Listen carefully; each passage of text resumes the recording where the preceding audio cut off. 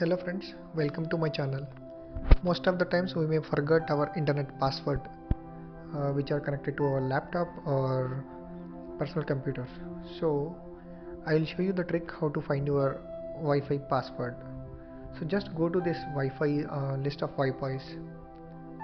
So select the Wi-Fi which are connected. Do not disconnect any Wi-Fi, just be it as connected. So just right click on it and open the properties. Do not click on status or anything. So once you click on the properties, it will show this icon, this tab. So here just enable these characters. So here it is the password.